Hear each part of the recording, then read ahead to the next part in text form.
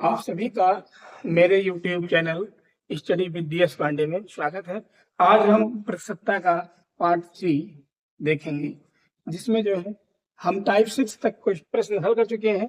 Type 7 आज हल करेंगे। टाइप 7 हमारा है पेट्रोल की कीमत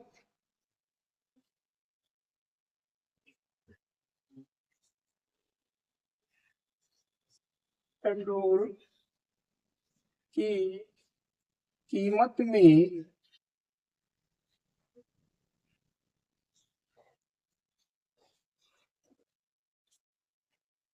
25% की दर से वृद्धि हो रही है। 25% की दर से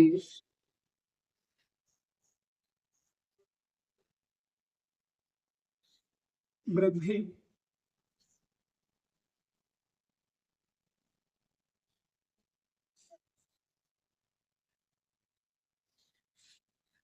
हो रही है, तो पेट्रोल पर खर्च न बढ़े इसके लिए यात्रा में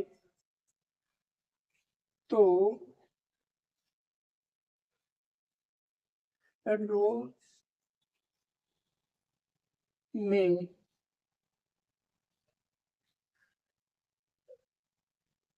खर्च न बढ़े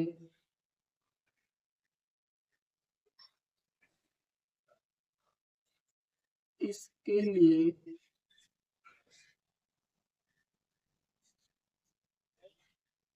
यात्रा में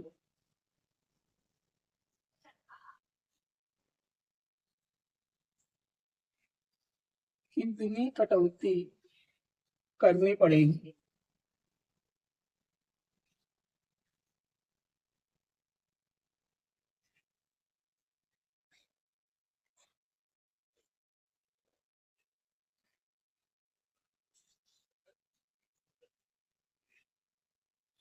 अब हम देखते हैं, प्रश्न में दिया हुआ है कि पेट्रोल की कीमत में 25% की दर से वृद्धि हो रही है, तो पेट्रोल में खर्च ना बढ़े इसके लिए यात्रा में कितनी कटौती करनी पड़ेगी।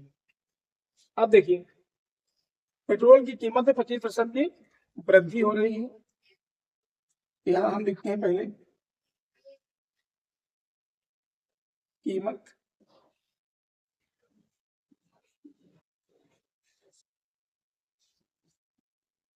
लिखते हैं नई कीमत।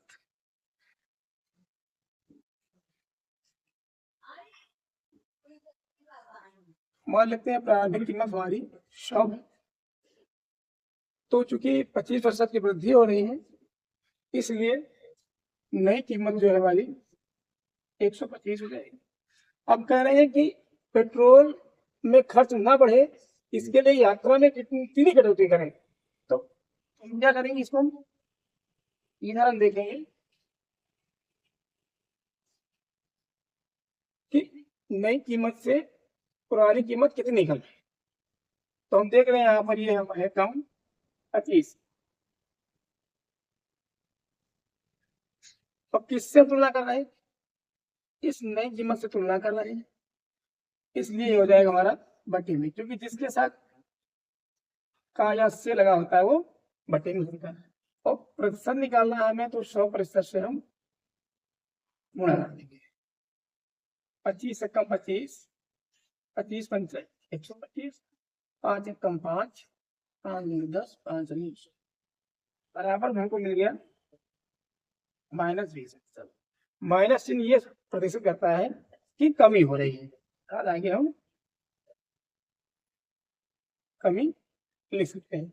अतः खर्च ना बढ़े इसके लिए यात्रा में 20% की कटौती करनी पड़ेगी।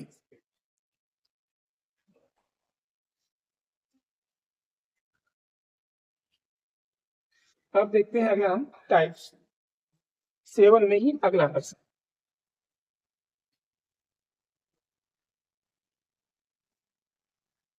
दो धनात्मक संख्याएं, अगला प्रश्न हमारा है दो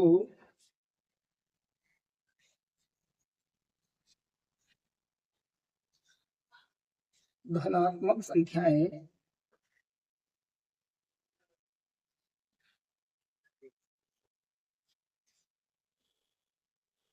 एक्स और वाई व्युत्क्रमण पाती है।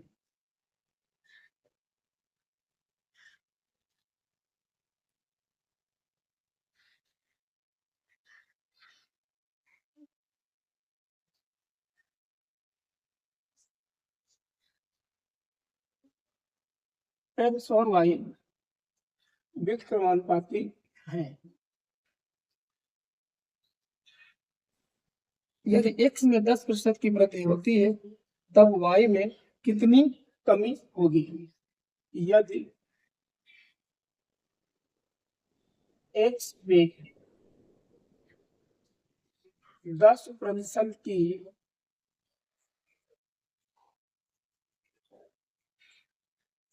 वृद्धि होती है तो y में कितनी कमी करनी है? y में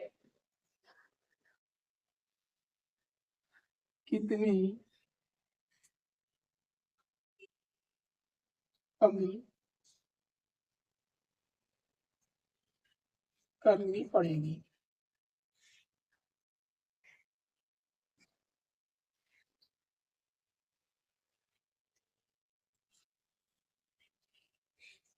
क्योंकि x के मान में वृद्धि हो रही है तो हमने x को 2 बार लिख दिया।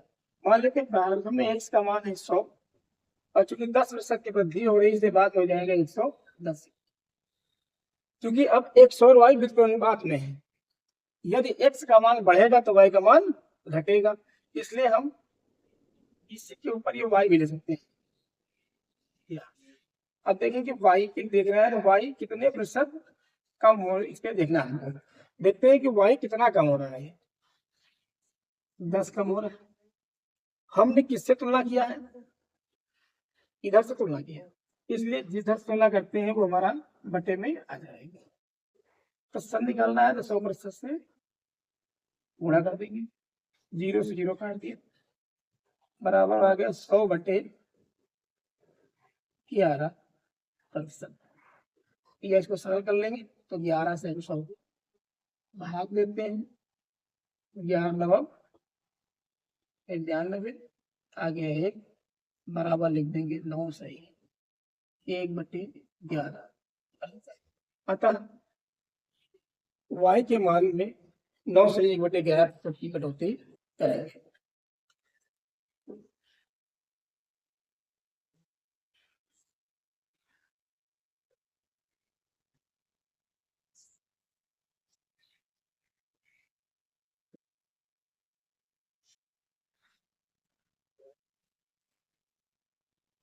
आप देखते हैं टाइप 8।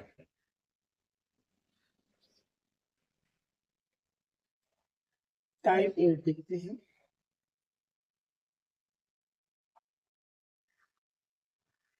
टाइप 8 एक कक्षा में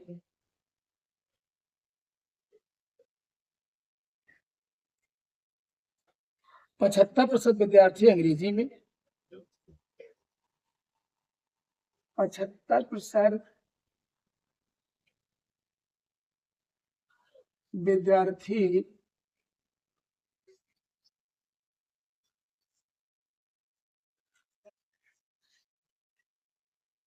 अंग्रेजी में, 60% विद्यार्थी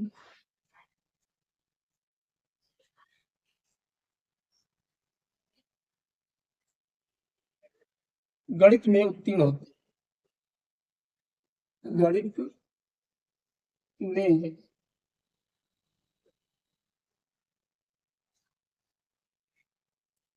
उत्तीर्ण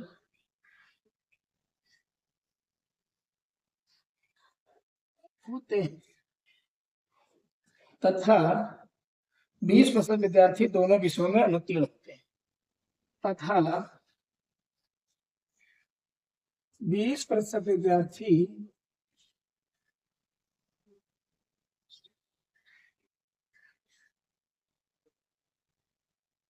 दोनों विषयों में अनुत्तीर्ण होते हैं।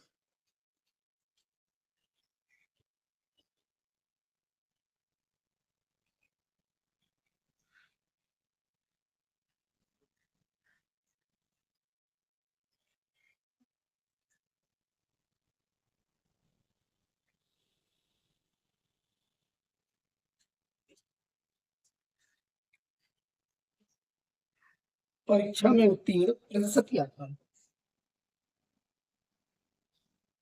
परीक्षा में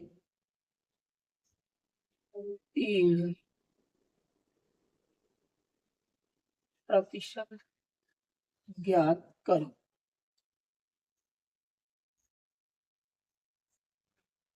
तो टाइप 8 है, एक कक्षा में 75% विद्यार्थी अंग्रेजी में, 60% विद्यार्थी गणित में उत्तीर्ण होते हैं तथा 20% विद्यार्थी दोनों विषयों में उत्तीर्ण होते हैं। तो परीक्षा में उत्तीर्ण प्रतिशत ज्ञात करो।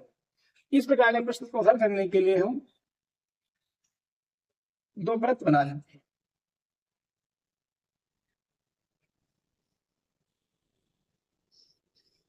अंग्रेजी इधर लिखते हैं गणित।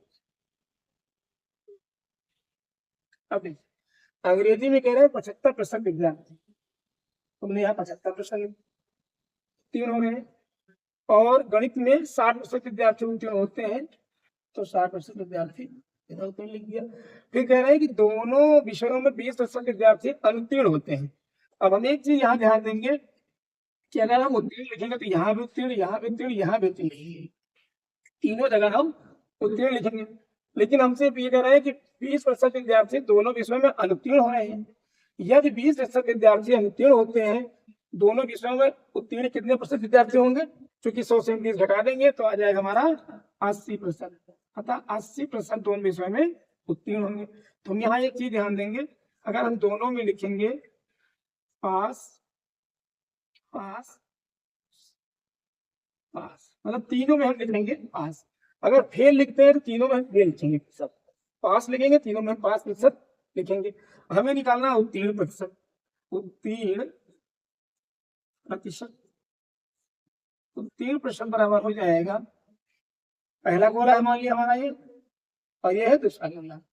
तो पहले गोले में दिया गया मान प्लस दूसरे गोले में दिया गया मान माइनस उभयनिष्ठ गोले में दिया गया मान। पहले में है 75% प्लस दूसरे में 60% दिया है, और उभयनिष्ठ जो दिया है हमें 80% दिया है। हम जोड़ देंगे इसको, 75 और 60 जोड़ेंगे 5 और 7 6 13, 135% आ गए, माइनस 80%। अब ये घटा देंगे हम, 5 से 0 गया 5 आ गया, और 13 से 8 गया 5 आ गया, 55 से। अतः परीक्षा में उत्तीर्ण प्रतिशत जो है वो 55% होगा। धन्यवाद।